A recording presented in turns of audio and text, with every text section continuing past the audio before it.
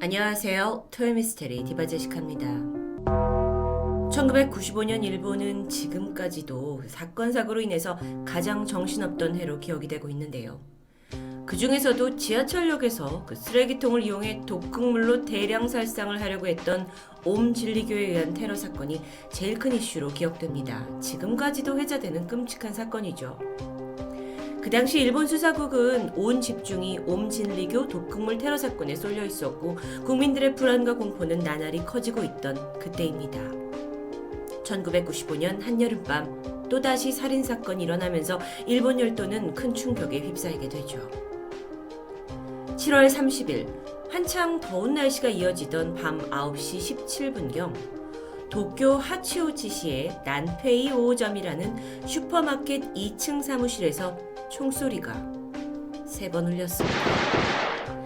꽤나 큰 소리여서 누구든지 듣고 놀랬을 법도 한데 안타깝게도 같은 시각 슈퍼에서 30m 정도 떨어진 공원에서 성대한 마을 행사가 열리고 있었어요.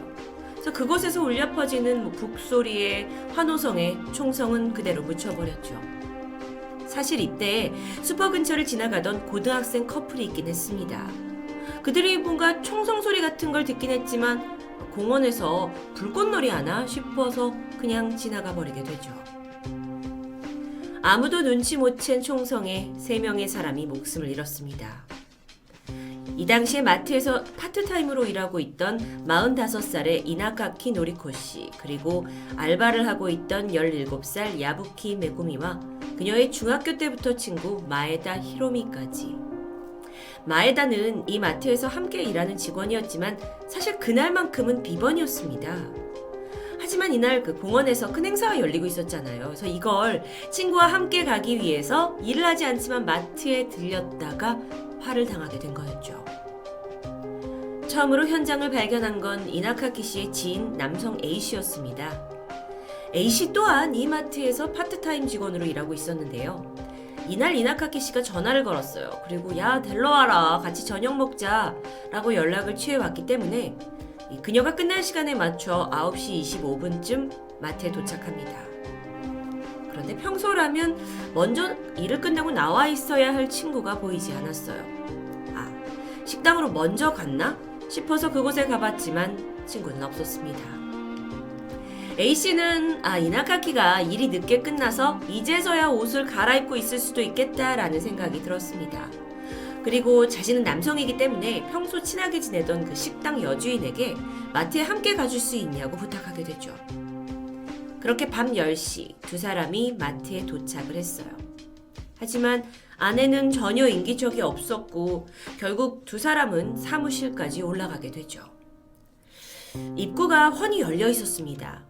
식당 주인이 먼저 아무 생각 없이 안으로 들어갔고 이나카키 씨 하고 이름을 불렀죠. 돌아오는 대답이 없자 바로 사무실을 나가버립니다.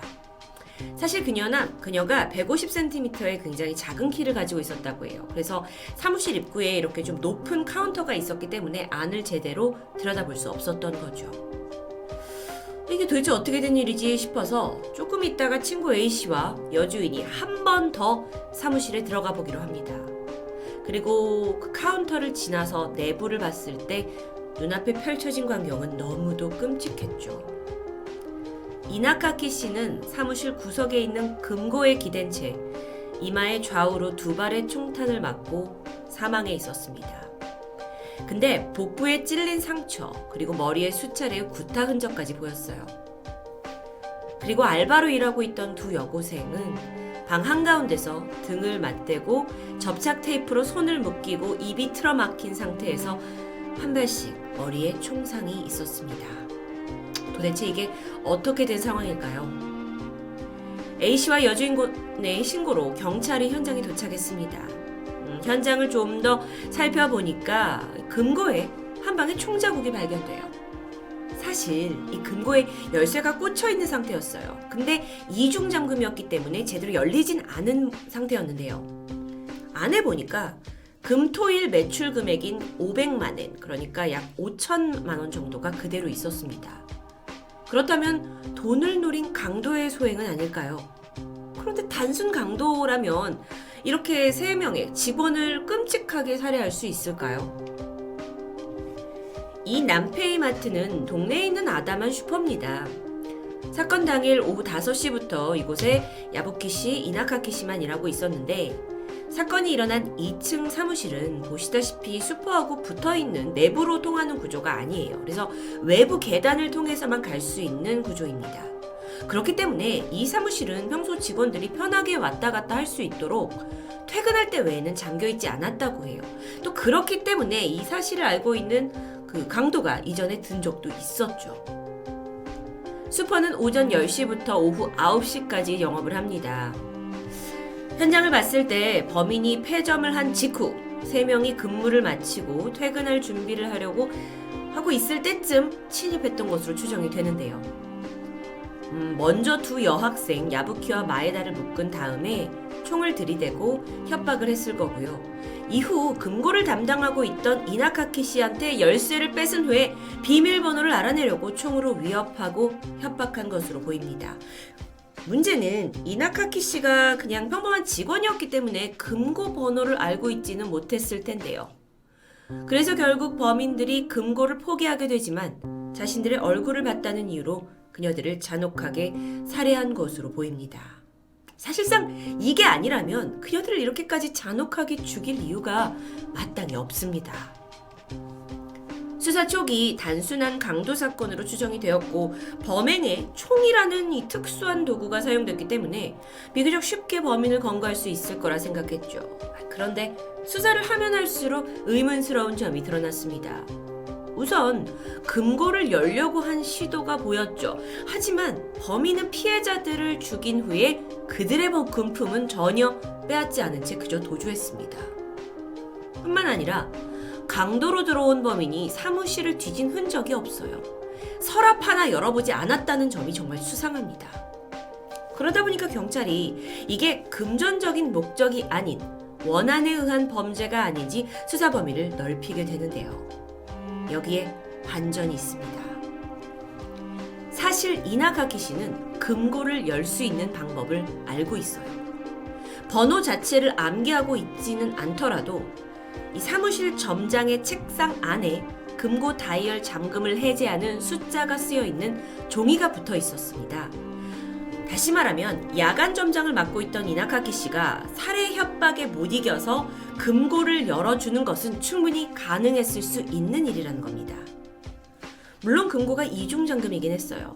하지만 그 1차 문을 여는 열쇠가 꽂혀 있었다라는 것에서 범인이 이나카키 씨에게 금고를 열라고 한 후에 문을 열기 전에 죽인 건지 아니면 살해한 후에 열쇠를 찾아서 열려고 했었는지는 여전히 미궁입니다. 그래서 이 사건이 여러 가지가 제대로 끼워 맞춰지지가 않아요. 이런 점들 때문에 사건이 단순 강도인지 아니면 원한 범죄인지 여러 가지 의견이 분분했었죠. 물론 현장에 범인의 흔적은 존재했습니다. 바로 25에서 26cm 정도 되는 운동화 발자국이었는데요. 현장에서 총 10개가 발견되었습니다. 근데 모두 한 명의 것으로 보였어요. 그러니까 즉 증거로만 봤을 때는 범인은 한 명이죠. 범인의 한 명이 3명의 여성을 다 한꺼번에 제압할 수 있었을까? 그 족적을 좀 보니까요. 발자국 부착물에서 미세한 철분, 점토, 이끼 성분이 채취가 되었습니다. 그걸로 봤을 때 범인은 용접 작업에 종사하고 있거나 또는 철공소 출입을 자주 하는 사람일 가능성이 있다라고 보도되었습니다. 근데 안타깝게도 이 신발이 전국 할인점에서 아주 흔하게 유통되는 신발이었기 때문에 이것만으로 범인을 특정하는 건 불가능했죠. 또한 피해자를 묶는 데 사용했던 접착 테이프에서도 범인의 것으로 보이는 지문의 일부가 발견됐어요. 사건이 일어난 시각이 1995년대입니다. 당시의 과학 수사로는 일부의 지문만으로 어떤 사람을 특정해내는 것이 좀 힘들었다고 해요. 그래서 별다른 도움이 되지 못했죠. 사건 직후에 이 일본에서는 대대적으로 보도가 되었고 목격자를 찾는 작업도 계속 진행되었지만 수사는 범인에 대한 윤곽을 전혀 잡지 못한 채 시간이 흘렀고 이건 장기 미제 사건으로 남게 됩니다. 그러던 지난 2015년 2월 10년 전 사망한 한 일본인 남성의 지문과 마트 살인사건 범인의 것으로 보이는 지문이 거의 일치한다라는 기사가 보도되었습니다. 그러니까 수사기관이 시간이 많이 지나고 나서 특수약품을 사용해서 테이프의 접착면에서 범인의 것으로 추정되는 지문의 일부를 채취하는데 성공한 겁니다. 이후에 일본 경찰이 가지고 있었던 그 1000만 명 이상의 지문 데이터베이스와 비교 분석을 해봤더니 여기서 8개의 특징점이 일치한다라는 게 확인되는데요. 8개. 이게 다소 의미 없는 숫자 같기도 하지만 지문의 8점이 일치할 확률은 1억 명 중에 1명이라고 해요. 그리고 또 이게 지문 전체가 아니라 지문 일부만 가지고 분석을 했다는 걸 감안했을 때 동일 인물인 가능성이 매우 높다고 하죠. 그렇다면 장기 미제 사건이 드디어 해결되는 걸까요? 문제가 있습니다. 그 당시 일본 사법당국이 동일 인물이라고 단정할 수 있는 지문의 특징점 기준이 12개였어요. 기준을 넘지 못하고 있죠. 자, 그렇다면 유력한 용의자로 꼽히고 있는 이 남성은 원래 운송업에서 일하던 사람입니다. 하지만 그는 10년 전에, 2015년 기준 10년 전에 60대의 나이에 이미 병으로 사망을 했죠. 그는 사건이 일어나기 한 달 전에 아들이 교통사고를 일으켜서 거액의 손해배상금을 내는 일에 연루되어 있었습니다. 그러니까 동기가 충분할 수 있었던 거죠. 추가로 조사를 해보니까 마트 살인사건 당시에 현장에서 그렇게 멀리 떨어지지 않은 곳에서 살고 있었던 것도 확인됩니다. 당시 참고인 신문도 받았을 정도예요. 근데 문제가 뭐냐면 그 사건 시각에 9시 17분쯤에 직장에 있었다라는 알리바이가 있었기 때문에 수사망을 빠져나갔다고 하는데요. 자, 그렇다면 물론 그가 죽었다고 하지만 이 장기 미제 사건, 20년 이상 동안 끌고 있었던 이 사건이 드디어 2015년에 해결되나 싶었습니다. 하지만 문제가 있어요. 또요. 결정적으로 그가 사망을 했으니까 친족에게서 채취한 DNA가 불일치합니다. 그래서 경찰은 그가 실제 범인이 아닐 수도 있고 또 그가 쓴 이 접착 테이프에서 나온 지문이 지금 가장 유력한 결정적인 증거라고 했는데 이 테이프 자체가 주변 사람이 사용했을 가능성도 있다라는 판단하에 범인이라고 단정 지을 수 없다라고 밝히게 되죠. 이 사건을 소개하면서 한국에서의 한 사건이 기억났습니다. 서천 기동슈퍼 사건. 슈퍼라는 같은 동일점도 있고 또 장기 미제 사건이라는 점도 비슷했죠. 이 하치오지의 마트 살인 사건은 그렇게 일본에서 미스테리한 미제 사건으로 남아버립니다. 물론 현재까지도 이 사건에 대한 수사는 계속되고 있지만 유력한 용의자가 사망한 채 더 이상의 진전은 없고요. 여전히 범인은 오리무중 상태죠. 이번 사건을 통해 몇 가지 느낀 점이 있다면 어떤 사건이든 단순 강도네, 단순 납치네라고 처음부터 단정을 해버린다면 그에 부합하지 않는 정작 진실을 밝히는 데 중요한 핵심 증거들은 놓칠 수도 있다는 겁니다. 그 무엇보다도 사건이 벌어졌을 때 수사기관의 예리한 통찰력과 넓은 시각이 필요하겠죠.